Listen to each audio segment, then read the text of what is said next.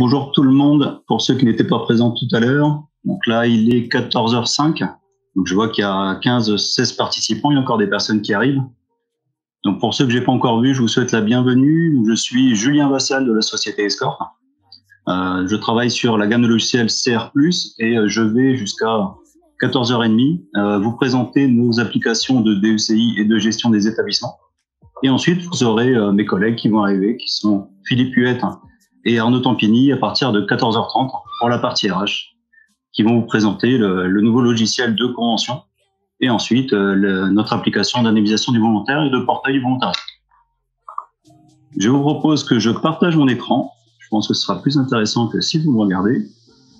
Donc là, si je peux juste avoir un petit retour, savoir si vous voyez bien Parfait. la page internet, c'est parfait? Parfait, oui. Ok. Oui, c'est parfait. Très bien, merci beaucoup.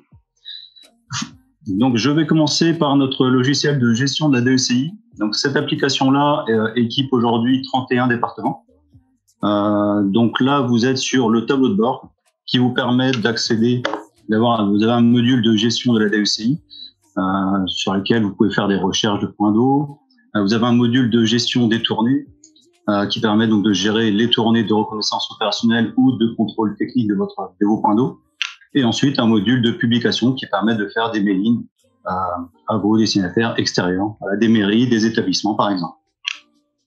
Je vais commencer tout simplement dans la partie infocentre.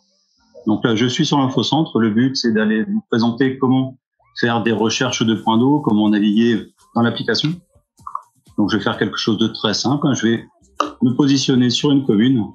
Donc, il y a un certain nombre de critères. On ne va pas tous les faire. Je vais sur le tableau de résultats, je vois la liste des points d'eau de la commune. Donc, on peut également accéder à la cartographie.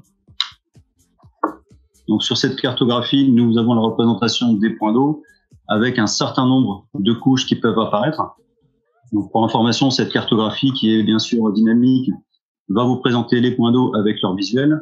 Vous allez avoir la possibilité d'avoir un certain nombre de couches en superposition. Donc, de l'OpenStreetMap, de l'IGN, des fonds SDIS, ça peut être aussi des fonds, des fonds KML, ou alors des flux du SIG. N'importe quel flux du SIG peut apparaître sur la cartographie.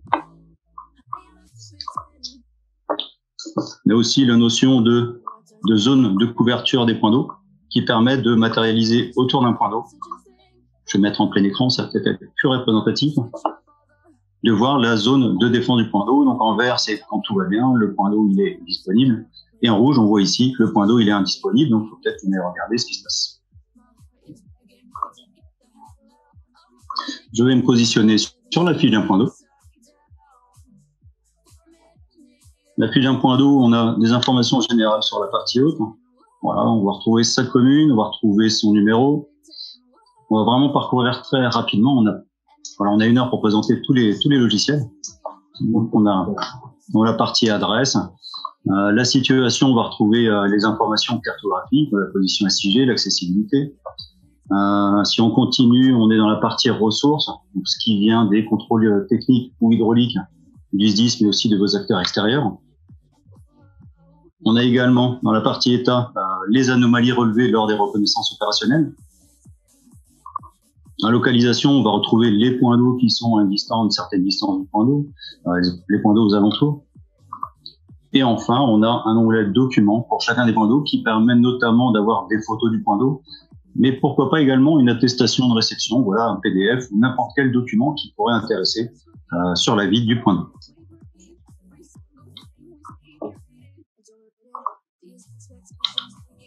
Donc voilà très rapidement, succinctement, la partie fiche de notre point d'eau.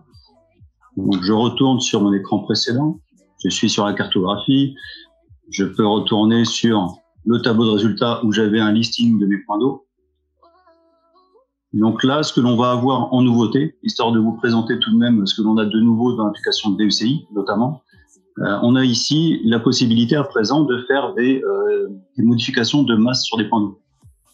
Donc là, je vais prendre un exemple. Je peux sélectionner plusieurs points d'eau et ces points d'eau-là, je vais choisir de leur faire une action commune. Donc j'ai choisi mes points d'eau. Et qu'est-ce que je vais pouvoir faire? Donc, qu'est-ce qui m'est proposé? Je peux supprimer le point d'eau, je peux l'archiver, le mettre en projet, ou alors je peux ajouter une anomalie. Une anomalie, ça peut être quoi? Si jamais vous savez que sur une commune, toute la commune, le château d'eau, il est indisponible pour travaux, on va prendre tous les points d'eau de la commune et on va dire j'ajoute l'anomalie château d'eau en travaux, tout simplement. Et ça vous permettra au même titre, une fois que le château d'eau sera revenu en service, de le remettre disponible.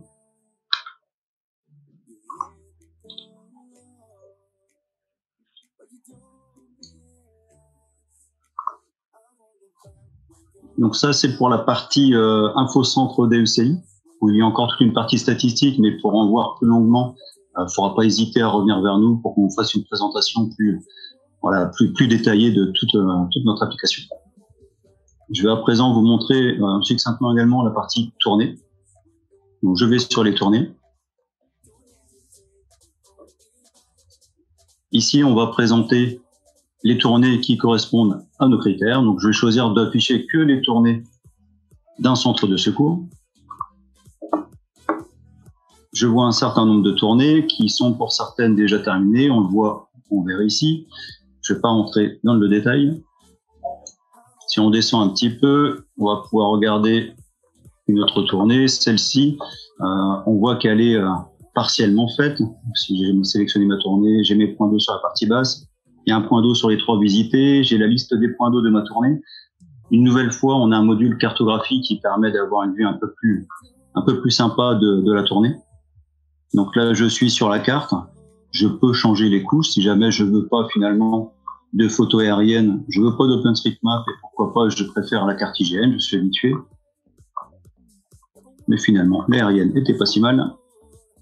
Ça va couper. On va retirer la couche bâtiment et on va se mettre en plein écran. Donc là, j'ai mes points d'eau, le numéro 1 dans la tournée, le numéro 2, le numéro 3. On va pouvoir faire des interactions directement sur la cartographie.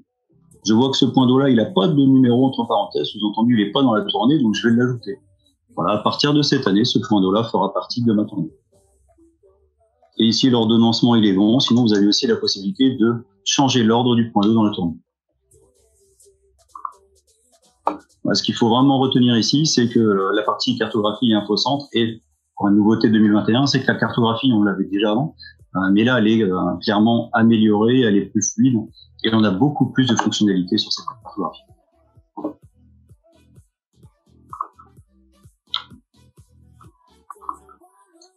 J'arrive à présent sur le module publication, où je ne vais pas m'étendre énormément, je vais juste vous montrer l'idée. Donc l'idée, c'est quoi? C'est de pouvoir préparer un courrier. Donc comme si on envoyait un courrier à un destinataire qui peut être une commune, un CIS, Cité des Eaux. Donc là, je vais choisir la commune de Éton. J'ai travaillé sur cette commune-là tout à l'heure. Et je vais sortir en courrier la liste des anomalies.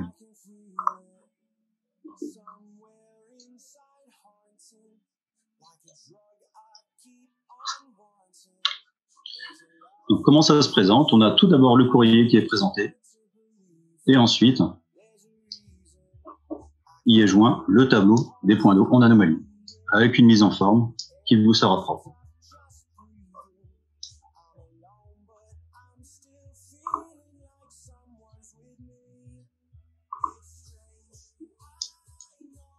Donc pour la partie point d'eau, on arrive à peu près au bout. Ce que je vais pouvoir vous faire voir également, c'est que en nouveauté 2021, on a également porté la DECI en full web, on va dire. C'est-à-dire que tout se fait depuis l'application web. Donc l'administration également. Donc là, on a le menu administration pour ceux qui sont déjà équipés de cette solution. J'ai vu que dans les participants, qu'il y en a certains qui sont déjà chez nous. Donc ici, maintenant, on a la possibilité d'accéder au paramétrage de tout ce qui est paramétrable normalement dans la version lourde, voilà, ancienne version chez nous. Donc le paramétrage des points d'eau, des types de points d'eau, c'est des choses que vous avez l'habitude de voir, tout a été porté en web. Le but, c'est de tout faire au même endroit.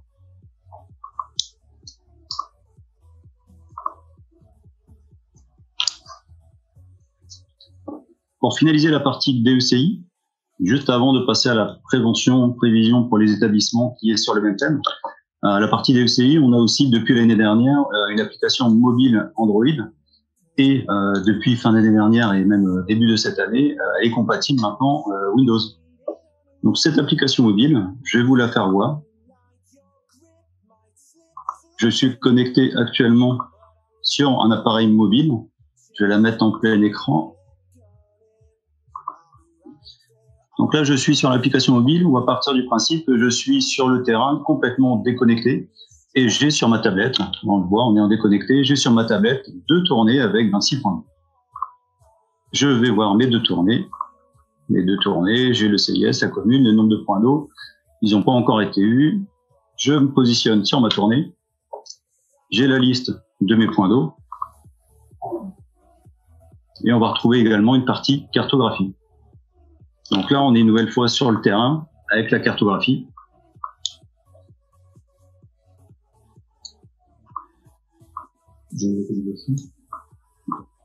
Vous avez bien entendu la possibilité, quand vous êtes sur un point d'eau, on va aller sur la fiche, vous allez reconnaître, voilà, vous allez reconnaître la fiche que vous avez vue tout à l'heure sur la partie web.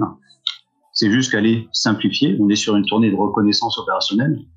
Donc là, on va retrouver les informations générales. On va pouvoir modifier la voie du point d'eau. On va pouvoir ajouter des photos sur le terrain et ajouter les différentes anomalies relevées dans la tournée. Mais on a également, sur la partie basse, on voit ici un symbole de GPS qui permet tout simplement de récupérer la position GPS de l'application mobile, de la tablette. Donc de la tablette mobile, Android ou Windows. Je le répète, on est bien compatible avec les deux systèmes présents. Et avec toujours la cartographie ici, où on a la possibilité de récupérer la position GPS et de voir en temps réel où on se situe sur la carte.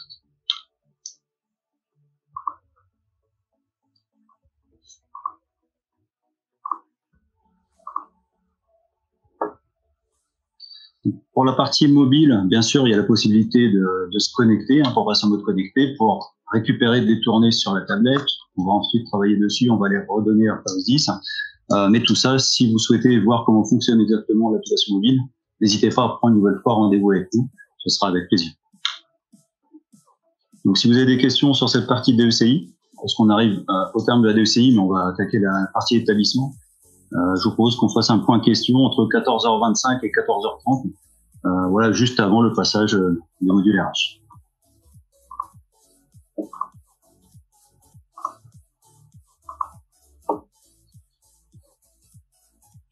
Donc nous passons de la partie DECI à la partie gestion des établissements. Vous allez voir, hein, c'est la même patte, hein, c'est les mêmes personnes qui travaillent sur cette application. Donc on retrouve les mêmes mises en forme, avec forcément la particularité que ici on va pas gérer des points d'eau, mais on va gérer des établissements. Et sur ces établissements-là, que ce soit des ERP, des industries, des IGH, des tunnels, tout ce que vous répertoriez en établissement, on va gérer aussi leurs études, les visites, les passages en commission. Et on va avoir bien entendu la liaison avec la DECI. Donc pour les établissements, pour les études prévision notamment, ça peut être intéressant de savoir quels sont les points d'eau autour du bâtiment qui est à construire pour voir si la défense incendie est en place.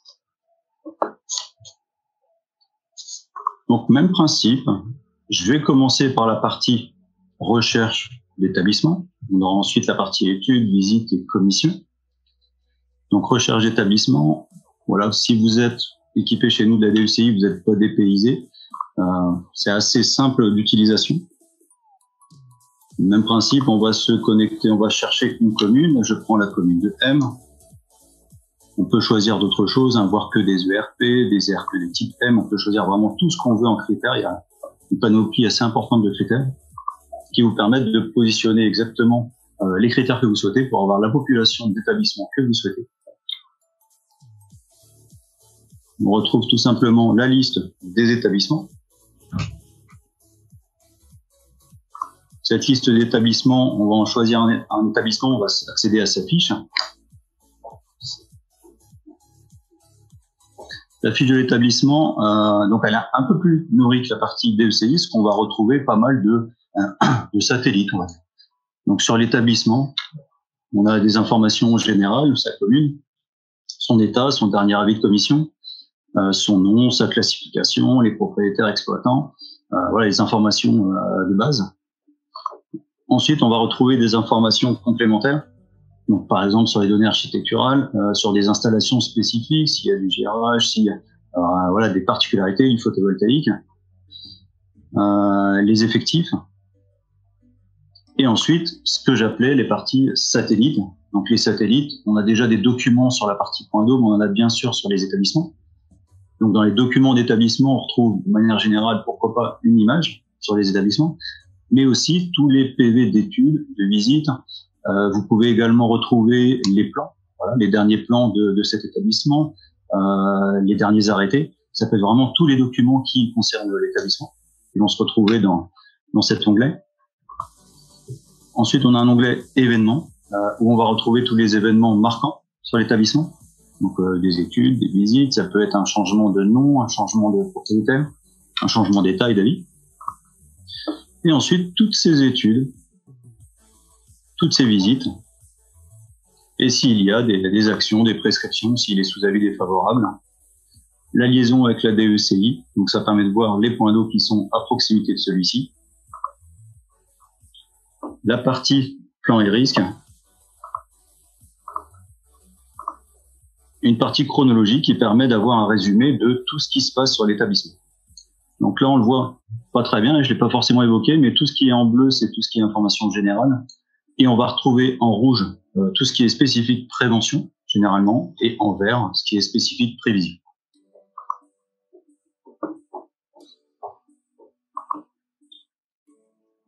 Pour la partie établissement, je ne vais pas aller trop loin non plus, parce que le temps défile. Donc, je vais retourner sur l'accueil, histoire de vous présenter tout de même la partie études, visites et commissions, pour vous montrer comment cela s'articule. Donc, la partie études, on a ici donc les courriers qui arrivent, qui permettent d'aller jusqu'au traitement des courriers en études, jusqu'aux commissions. Je vais aller simplement sur les études qui sont en cours. Et dans les études en cours, je vais en sélectionner une. Et je vais vous afficher comment se présente une étude. Donc, comment se présente une étude? On va avoir un numéro d'étude, généralement c'est le courrier d'arrivée, la nature de l'étude, le rédacteur, le service instructeur, les informations d'urbanisme, l'objet de l'étude, l'établissement concerné par l'étude et bien sûr la partie PV. Donc, on va avoir un PV pour l'étude. Donc là, je vais vous montrer à quoi ça ressemble. C'est de la fusion public-postage pour générer ces courriers. Donc, on va s'appuyer sur les informations de l'établissement concerné par l'étude et les informations de l'étude qui ont été inscrites par le secrétariat ou par le préventionniste ou le prévisionniste. Et donc, on récupérera vos masques et de vos masques, on va préparer le PV.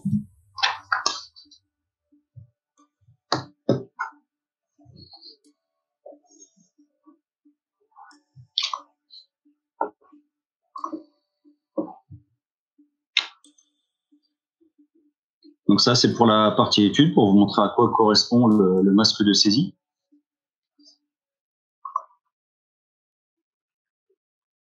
Je vais vous montrer à présent comment se représente la saisie d'une visite. Donc la saisie d'une visite, c'est pareil ici. Donc j'ai pas forcément abordé, mais il y a pas mal de liens sur le tableau de bord. C'est pas juste des chiffres, donc c'est des indicateurs qui vous indiquent l'avancement de certaines choses, notamment pour les études, les différentes étapes. Elle arrive, elle est instruite, ensuite elle est signée. La visite, c'est pareil, donc on est encore en groupe de visite, le visite est passé, on passe en plénière sur site, ou alors on est en plénière en commission. Donc là, je vais choisir d'aller voir les groupes de visite à convoquer. Donc ça va me lister tous les établissements concernés par ces visites qui sont à convoquer. Je me positionne sur un établissement.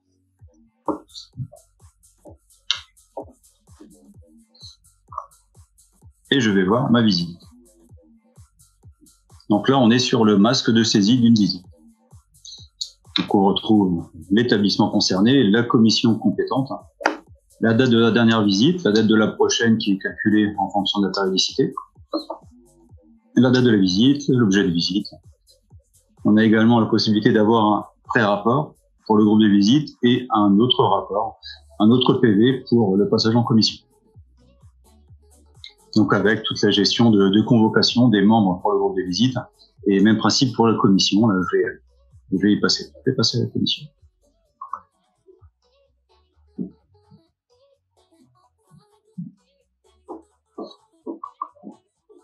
Donc, je retourne sur l'accueil. Donc, on a vu rapidement les recherches d'établissement, la gestion des études, des visites. On va regarder la partie commission. Donc, la commission, je vais choisir une commission où il y a plusieurs dossiers. Donc là, c'est une commission de visite. Je sais que sur cette commission-là, il y a un certain nombre de dossiers à passer. Donc là, c'est toutes les visites qui sont à passer.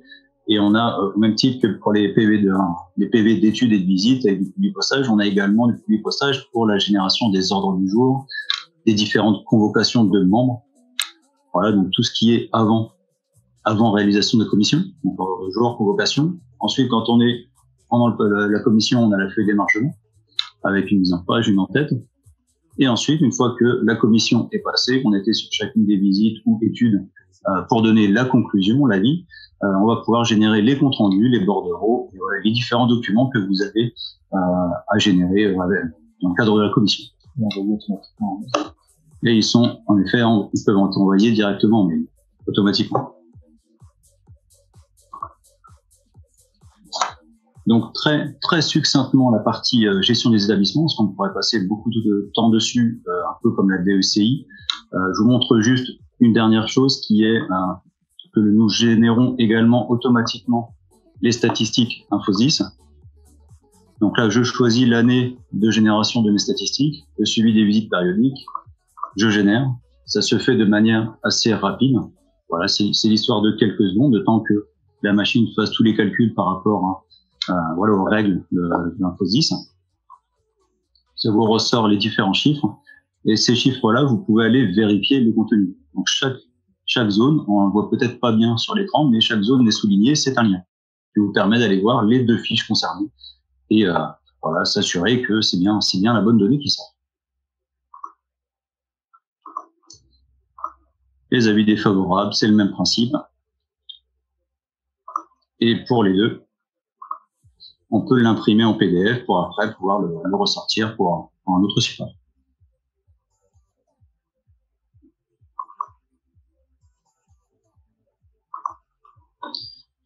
La dernière chose que je vais pouvoir vous dire juste avant de passer aux questions et de passer la main à mes collègues, c'est que bien sûr, là, ça a été très rapide. J'ai voulu vous montrer beaucoup de choses rapidement, donc ça a été forcément très vite. N'hésitez pas à revenir vers nous par le biais de 112 Expo ou même via l'adresse Certus que vous avez sur le site pour nous voir plus longuement, enfin une présentation plus vite. Donc la dernière chose que je vais pouvoir dire, c'est que notre application de prévention est bien sûr compatible avec Plateau qui sera obligatoire à partir du 1er janvier. Donc nous faisons partie de l'équipe expérimentale et notre application sera compatible avec Plateau.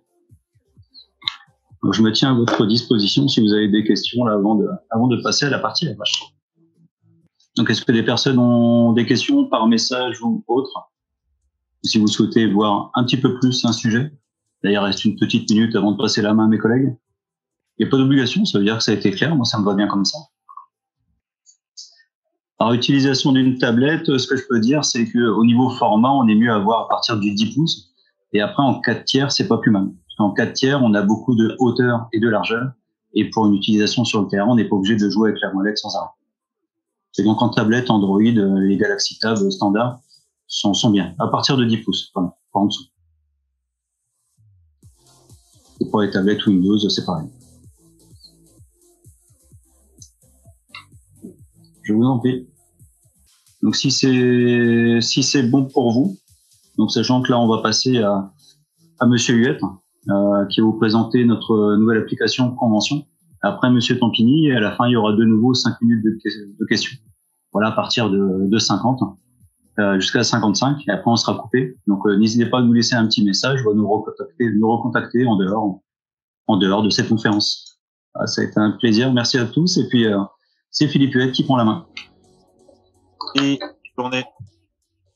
Merci.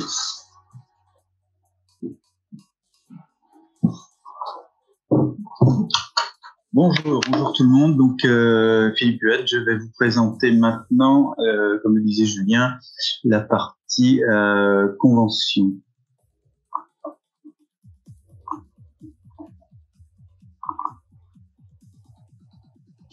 Alors voilà, je vais rentrer directement dans le vif du sujet. La convention est une nouvelle application directement liée à l'indemnisation du volontariat. On va rentrer dans le logiciel tout de suite par, comme d'habitude, une identification pour arriver sur un menu principal. Que fait cette application? Cette application propose le développement du volontariat pour arriver derrière à des conventions. Le développement du volontariat, ça veut dire trouver des employeurs ou partenaires, des employeurs pour des conventions de mise à disposition, de disponibilité de personnel, qu'elles soient ponctuelles ou pérennes, et des partenaires pour d'autres types de conventions, bien souvent périscolaires. Donc, dans l'application, on va gérer d'un côté, ici, je vais vous le détailler, des employeurs et partenaires. On va de l'autre côté gérer les agents, mais ce qu'on fait déjà aujourd'hui dans la partie RH. Si je rentre dans cette partie, je vais prendre quelques critères pour aller afficher tous les adjudants-chefs présents dans cette base de données. Voilà, donc là, je suis sur la partie RH que connaissent déjà ceux qui ont l'application d'indemnisation. C'est exactement la même chose, mais répliqué ici en web pour un côté pratique. On va, comme d'habitude, pouvoir aller voir les statuts de chacun des agents, pouvoir aller voir leur identité bancaire, leur grade, leurs affectations, et nouveauté, aller voir les employeurs liés à l'agent. Un agent peut avoir un, voire N employeurs. Donc ici, vous retrouvez donc tout simplement toute la gestion des agents que vous connaissez déjà dans la partie indemnisation. À gauche, je vous disais la partie employeur, on va rentrer dedans tout de suite, et on va y distinguer dans cette partie, donc d'un côté des employeurs, c'est-à-dire des entreprises qui ont au moins un pompier volontaire chez eux. On va trouver des partenaires. Les partenaires sont des gens capables de nous proposer des choses qui vont dans le bon sens pour les pompiers volontaires, comme je vous disais, tout ce qui est périscolaire, pour l'exemple. Et on va trouver également des prospects. Les prospects sont les gens qu'on essaye de joindre, qui sont des employeurs ou des prospects au sens partenaire, mais avec lesquels on n'a pas encore de convention. Entrons dans ce menu. On va faire une petite recherche déjà de tout le monde. Vont donc apparaître ici l'ensemble des employeurs et prospects, employeurs partenaires et prospects recensés par l'application. Vous avez donc en noir les employeurs qui ont déjà une convention, qui sont déjà connus du SDIS, et en rouge dans ce tableau tous ceux avec lesquels on est en cours de prospection. On les a identifiés, on sait qu'ils ont un agent s'ils sont employeurs, et on tente une action de prospection auprès de ces gens-là pour récupérer de la disponibilité, par exemple, de pompiers volontaires. Allons voir une fiche au hasard, escorte informatique. Donc, pour un employeur, on va gérer donc ses employeurs, mais avec quelques critères simples. On aura une partie identification, catégorie, taille, statut de l'entreprise, privée ou publique. Bien sûr, les coordonnées pour les échanges, téléphone, mail de l'entreprise. On va travailler beaucoup en mail avec cette application. D'éventuelles observations et en dessous, nos différents contacts. Qui sera signataire si on établit une convention, avec qui on va négocier et quel sera notre contact financier. Voilà, donc ça c'est la partie employeur, fiche de description de ce qu'est un employeur au sens de l'application. On a un lien employeur-agent. Un agent peut avoir un employeur et puis on établira entre les deux ou non une convention. On va parler des conventions essentiellement de disponibilité. Pour arriver à cette convention, ou bien elle est directement existante, cette convention. Donc ici, on a déjà un certain nombre de conventions établies, puisque de toute façon, aujourd'hui, on a récupéré ces conventions du logiciel d'indemnisation qui est actuellement utilisé chez certains d'entre vous. Autrement, on peut aboutir à l'établissement d'une convention en passant par une étape de prospection. Allons rechercher toutes nos prospections en cours. Alors, on va voir déjà dans le tableau du haut toutes les prospections en cours. On aura certaines prospections avec une échéance à venir, d'autres avec une échéance passée. On est relancé sur le menu principal lorsqu'on a dépassé une échéance. On est également relancé ici visuellement avec ce rouge qui nous dit qu'on a une action à mener. Créons par exemple une nouvelle prospection. Je vais prendre encore une fois escorte informatique. Je vois qu'escorte informatique, ma dernière prospection s'est bien passée. Elle s'est terminée par une convention puisque c'est matérialisé ici par cette petite pastille verte en bas à droite. Je peux afficher l'ensemble des prospections que j'ai faites avec escorte informatique. La précédente s'était faite en 3 étapes et s'était soldée par un succès. J'en ai eu une nouvelle qui s'est également soldée par un succès. Je peux maintenant ajouter, confirmez-vous l'ouverture d'une nouvelle prospection? Oui, puisque la dernière est terminée, je fais une nouvelle prospection avec cette entreprise ou pour placer un nouvel agent ou pour reconduire une convention existante.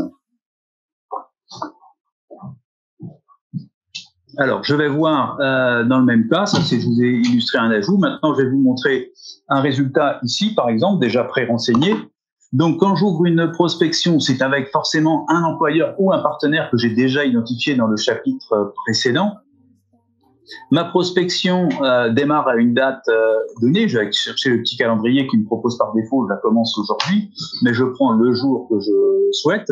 Et ensuite, je choisis mes étapes de prospection. Je peux faire, si c'est du renouvellement, alors tout ça est entièrement paramétrable. Si c'est du renouvellement, je peux partir sur en une seule étape de représenter une nouvelle convention à l'employeur pour lui faire valider, avoir un retour tout simplement et refabriquer la convention inhérente.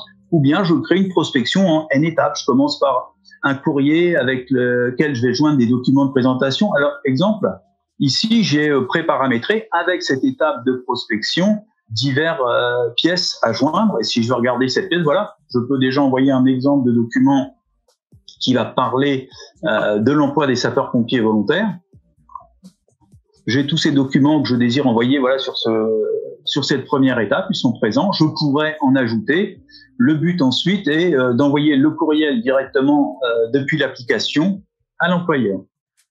Lorsque je suis à ce niveau, donc j'ai choisi mon pompier volontaire pour lequel je suis en train de négocier, de faire une prospection, le ou les centres de secours concernés, ceux où il est affecté, et puis je choisis quel type de convention je veux proposer à l'employeur. Donc tout ça c'est du paramétrage, un mécénat avec ou sans indemnité, subrogation de mission, subrogation de formation, etc. Lorsque vous choisissez un type de convention, l'application ici va vous créer dynamiquement un modèle de convention qui n'est qu'une fusion public-postage d'un traitement de texte. Vous allez retrouver tous les éléments variables liés à votre pompier ou tout ce que vous avez voulu y mettre ici. Donc, vous fabriquez cette convention et puis ensuite, via courriel, vous allez joindre, si vous l'avez souhaité, si vous l'avez paramétré, le projet de convention, les différentes pièces jointes. Vous allez pré-paramétrer pour chaque étape un texte de message qui va être joint et là, vous allez envoyer automatiquement cette proposition à l'employeur. Et vous allez suivre avec le logiciel toutes ces étapes de prospection jusqu'à réalisation ou non de la convention. Après, à la fin de chaque étape, vous allez venir ici, soit dire avec ce petit pouce vers le bas, prospection abandonnée, ça n'a pas abouti. Ça n'est qu'une étape, je continue la prospection, je n'ai pas encore de convention, ou bien la réussite, le petit pouce vers le haut, ma prospection est finalisée de manière positive et va donner lieu à convention. Si j'enregistre une étape avec ce petit pouce qui vient me valider l'ensemble de ma prospection, lorsque je vais enregistrer ma dernière étape, ça va me proposer ici de créer la convention correspondante puisque elle a été acceptée par l'employeur. Dans ce cas, le logiciel va nous ouvrir la fiche d'une convention pré-renseignée de tout ce qu'on a déjà négocié avec l'employeur. Va me rester peut-être à mettre un numéro de convention, de mettre une éventuelle référence externe si la convention est connue sous un autre nom à l'extérieur, préciser sa désignation.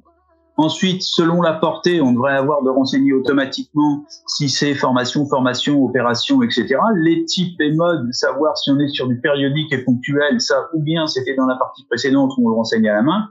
Idem pour le mode. Et puis voilà, tout simplement, on va pouvoir, à l'issue d'une prospection, enregistrer une convention qui va être directement active et directement vue par le logiciel d'indemnisation pour du mécénat ou de la subrogation. Je vais accélérer un petit peu le mouvement. Donc voilà, vous avez vu, employeur, agent, une convention entre les deux, convention générée directement ou générée par prospection, voire importée d'un autre logiciel, pourquoi pas. Au final, tout ça pour vous proposer des attestations de fin d'année, attestations pour le mécénat, attestations périodiques par agent, par employeur, par tout ce qu'on veut. Et puis, on va également gérer les différents labels que propose le volontariat. Le temps qui m'était imparti est presque écoulé, donc je vais conclure. Je vais conclure en vous disant simplement, rapprochez-vous de nous pour beaucoup plus de détails sur cette application. Cette application est encore en travaux, hein. Elle n'est pas finalisée du tout, mais elle avance bien. Elle sera disponible au mois de juin. Et un petit détail, ceux qui voudraient s'engager avec nous sur cette application dès le mois de juin bénéficieraient d'un tarif préférentiel.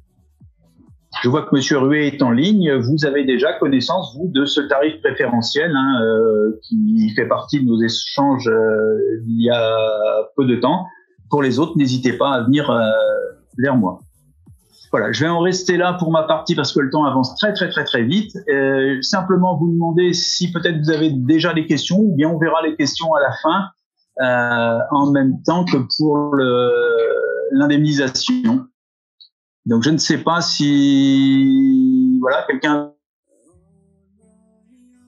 a quelque chose à demander ou via le micro ou via la partie chat ou si on passe directement au module d'indemnisation que va vous présenter Arnaud Tampini. Bon, je vais passer la main rapidement à Arnaud. Les questions, n'hésitez pas. Si on les voit défiler, quel que soit le sujet, on les reprend en fin de séance dans quelques minutes. Merci de votre écoute. De rien, Philippe. Merci de votre écoute et puis à bientôt pour la suite. Au revoir. Au revoir. Merci. Au revoir.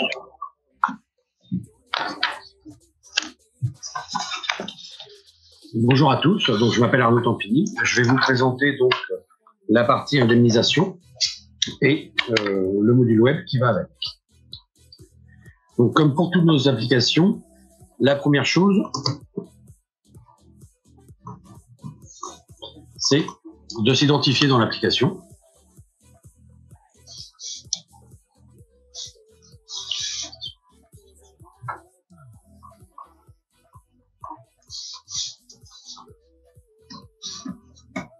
Voilà. Donc, le logiciel d'indemnisation, son but, c'est d'envoyer aux payeurs en dématérialisation les fichiers Opera Xemelios et d'envoyer au service finance le fichier finance qui sera intégré directement dans le logiciel finance et bien sûr de proposer à chaque sapeur les fiches individuelles. Donc, 3 étapes sont nécessaires pour faire un train d'indemnisation. Dans un premier temps, la base tampon. Donc, la base tampon dans laquelle nous allons venir importer de l'opérationnel. Vous pouvez mettre votre diapo en écran. Comme cela? Oui, parfait. Hop, enlever. Hop. Voilà. Vous voyez mieux? Parfait, merci. Je vous en prie. Donc, la base tampon dans laquelle les interventions qui vont être importées de l'opérationnel vont venir alimenter ici une base d'intervention. On peut voir que sur l'année en cours, il nous reste 2913 interventions à indemniser et sur l'année précédente, il en restait 6. Une partie mission qui va aussi pouvoir être alimentée automatiquement par des imports de logiciels externes, logiciels de formation ou autres logiciels qui va venir ici alimenter la base mission dans lesquelles il peut y avoir aussi des saisies manuelles. Ça sera l'objet du module web que je vous présenterai en fin de présentation. Et d'éventuelles indemnités de fonction qui vont venir aussi alimenter cette base tampon. Donc, une fois que cette base tampon est alimentée automatiquement ou manuellement, nous passons au traitement. Donc, pour les besoins de la présentation, j'ai déjà fait un import ici. Le but, au début de traitement, étant de faire passer de la base tampon au traitement les informations qu'on veut indemniser. Donc ici, j'ai des interventions. Je peux venir ici les consulter dans le menu gestion qui correspond. Donc avec la fiche complète de l'intervention, les personnels qui sont dessus et leur groupe horaire.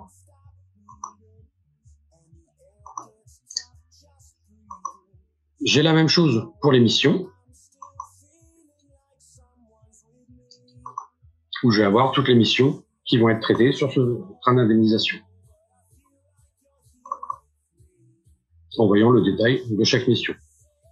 À tout moment, je peux venir modifier des informations qui me paraîtraient erronées ou éventuellement mettre en attente pour un prochain traitement les applications, les missions, pardon. J'ai la possibilité de corriger automatiquement sur les interventions les éventuels chevauchements. C'est-à-dire que si je lance un ajustement des chevauchements opérationnels, je vais m'apercevoir qu'en fin de compte, que j'avais reçu de mon logiciel opérationnel, il y avait certains chevauchements. Je vais remonter tout en haut. Par exemple, ici, pour le même personnel, une intervention qui allait de 8h04 à 10h01 et qui en même temps chevauchait deux autres interventions, une de 8h15 à 8h44 et une de 9h41 à 10h14. Donc la seconde intervention est totalement ignorée parce qu'elle est inclue dans la première, et la seconde fait en sorte que la première se termine un petit peu plus tôt pour qu'elle se suive, mais qu'il n'y ait pas de chevauchement au point de vue de l'indemnisation. Une fois les chevauchements corrigés, nous pouvons procéder au calcul, donc l'étape suivante. Et comme vous pouvez le voir, il suffit de suivre les flèches pour faire le cheminement complet. C'est-à-dire que la base tampon étant alimentée, on fait nos imports et ajustements. On peut éventuellement venir sur les périodes précédentes pour réajuster les grades qui auraient été payés avec un mauvais taux, un avancement de grade qui n'aurait pas été renseigné assez tôt dans la RH, par exemple. Tout cela constitue donc notre base pour l'indemnisation. On peut procéder au calcul. Donc le calcul lui-même est assez simple, il y a plusieurs étapes. Lorsque je lance le calcul, dans un premier temps, je vais vérifier les différents effectifs, lire les données d'émission des interventions. Au moment du calcul, je vais vérifier que il n'y a pas de chevauchement, ou s'il y a des chevauchements, les corriger automatiquement entre les gardes, les interventions, les astreintes, les formations. L'étape suivante, que l'on voit juste en dessous, qui s'appelle chevauchement, en fin de compte, on va aller vérifier sur les traitements précédents si il n'y a toujours pas de chevauchement, c'est-à-dire qu'il pourrait y avoir une garde qui avait été payée le mois précédent et une intervention qui viendrait se rajouter dessus parce qu'elle a été validée un petit peu plus tard. Vous avez aussi la possibilité d'appliquer des règles de contrôle d'effectifs et différents plafonnements comme les plafonnements IFBG ou des plafonnements spécifiques sur certaines activités. Donc on voit les différentes étapes se réaliser. Et à la fin, on a automatiquement un ou plusieurs états qui vont se générer. Le premier étant la liste des chevauchements antérieurs. Donc, comme je vous l'expliquais tout à l'heure, on voit en gris la garde CIS qui a été traitée sur un traitement précédent et on a une intervention qui vient la chevaucher. Donc, sur la période qui se chevauche, c'est-à-dire 1 heure et 8 centièmes, on va dégréver la garde CIS et payer l'intervention à la place. S'il y a un défaut de banque, on va avoir automatiquement l'état qui va se générer et qui va à la fin du calcul pour vous signaler que tel personnel n'a pas de banque. Donc dans ce cas-là, vous aurez aussi un message qui vous proposera soit de le repasser au traitement prochain, soit de le laisser tel quel en sachant que vous allez remplir les informations bancaires correspondantes. Donc, une fois le calcul effectué, on va avoir la possibilité d'avoir ici les fiches individuelles.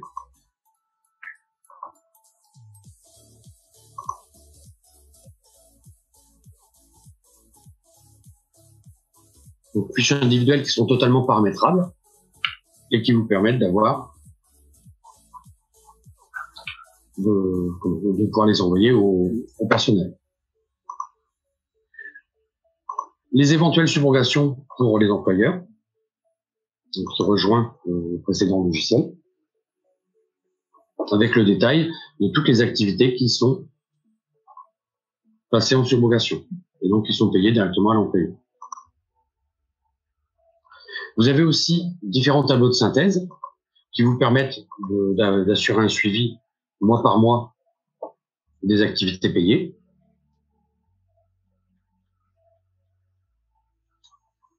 Donc ici, avec les catégories que vous aurez définies dans le paramétrage, tout est absolument paramétrable dans ces états. Et vous avez bien sûr aussi la possibilité de faire vos propres états, ici, et de les distribuer soit dans la partie web, soit dans cette partie. Donc, ces différentes synthèses sont valorisées en euros ou en heures.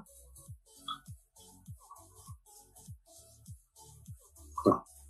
Une fois ces vérifications effectuées, vous avez la possibilité de valider le calcul. Le valider, en fin de compte, ça va donner le droit de l'envoyer en dématérialisation au payeur.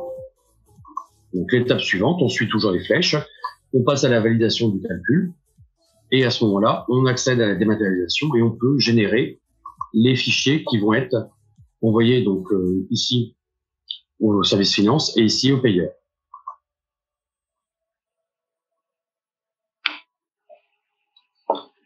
Donc la première impression permet de visualiser et de vérifier donc, les imputations. Et la seconde est une copie du fichier RMH qui est envoyé au payeur.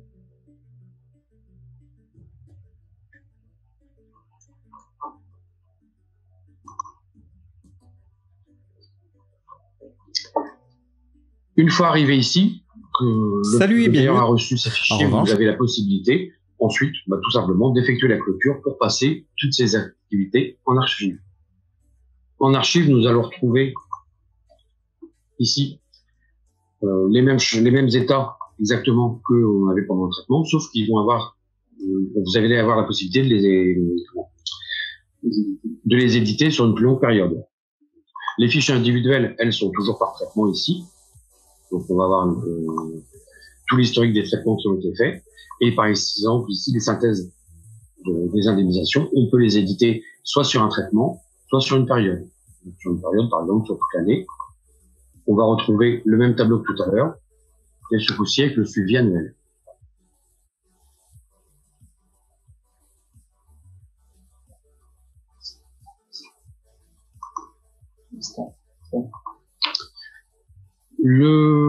Les archives permettent aussi d'effectuer des statistiques.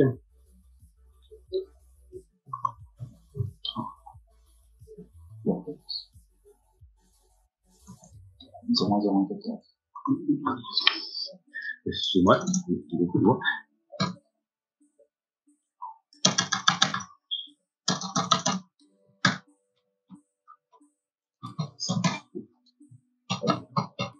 donc je prends les 6 premiers mois de l'année.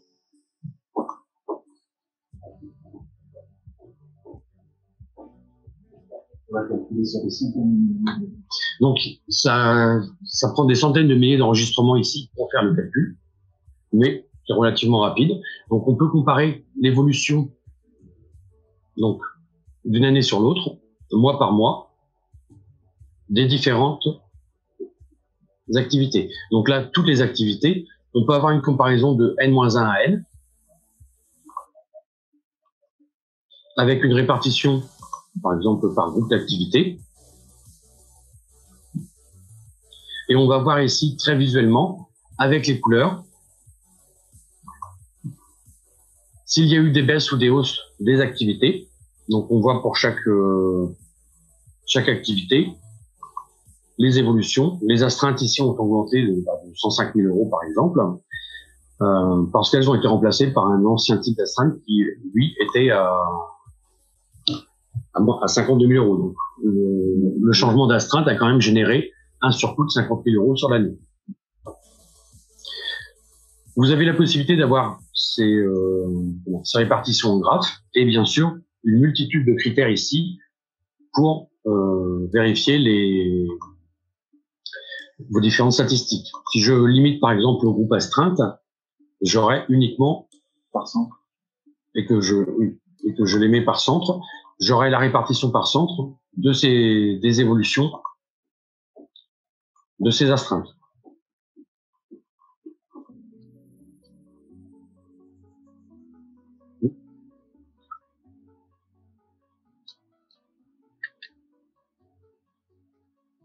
D'accord. Donc, très rapidement, le web. Très rapidement, je vais vous montrer la partie web. Donc, la possibilité pour les agents d'avoir les bulletins individuels directement accessibles. Ah, oui.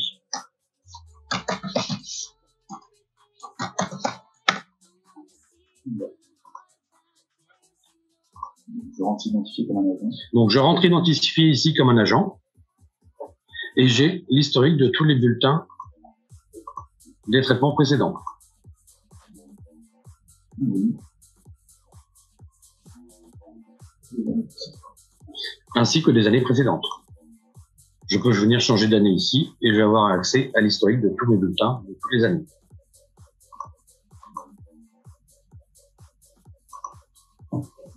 Pour conclure, je dirais comme mes collègues que n'hésitez pas à nous joindre. On sera toujours disponible pour vous faire une démonstration. Si vous avez quelques questions... Il y a une grosse question de Marie Belperche. Sur le troisième onglet. Ah, oui, c'est une très très grosse question. Oui.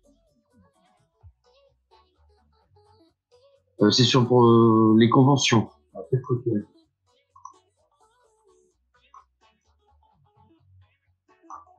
On va la copier pour la réponse. On va la copier. Ouais, il y a beaucoup d'éléments dans ma question en fait, puisque on a vraiment réfléchi nous de notre côté pour essayer de mettre en place un outil à partir des outils qu'on avait déjà.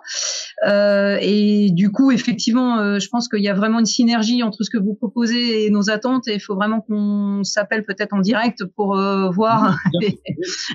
Voilà. Alors j'ai vraiment mis toutes les questions qui me venaient au fur et à mesure par rapport justement pour que vous les ayez par rapport à ce que j'ai vu dans la présentation. Et après, je pense qu'il faut effectivement qu'on s'appelle et qu'on voit en direct. Oui, non, mais aucun souci. Au contraire, n'hésitez pas. Alors, j'ai pas suivi. Ça marche. Vous êtes de Après, quel... Marie, vous pouvez aller sur le stand, prendre rendez-vous ou chatter avec sur le stand de Escort. Ouais, je pense que c'est ce que je vais faire du coup. Nous, c'est pour le 10-17 en fait. Ah oui, d'accord, très bien, très bien. Ben, vous avez aussi nos coordonnées. Vous pouvez passer un coup de fil comme vous voulez. Hein. On est disponible à votre écoute. Ok, ça marche. Bon, bah, impeccable. Merci beaucoup en tout cas. On vous laisse revenir vers nous ou on vous rappelle? Je vais revenir vers vous là, je pense dans la foulée en fait. Voilà, si quelqu'un est dispo là, je vous appelle. Ben, je vais demander Philippe Lett à partir de dans 5 minutes. Ok, Voilà. ça marche, super. Merci beaucoup. Merci, Marie. Merci. Donc, y a-t-il d'autres interrogations? Ou sinon, pour tout le monde, la même chose. Si là, tout de suite, il n'y a pas de questions, revenez vers nous par le média de votre choix. Ce sera un plaisir de vous remontrer en détail ces différentes applications. Et puis, voilà, d'en discuter avec vous. En tout cas, oui, je avance, il nous reste 1 minute. Donc, vraiment très content de vous avoir tous eu en ligne. Merci de votre présence et de l'intérêt que vous montrez pour nos produits. Et bien, à votre service pour la suite. C'est nous qui vous remercions.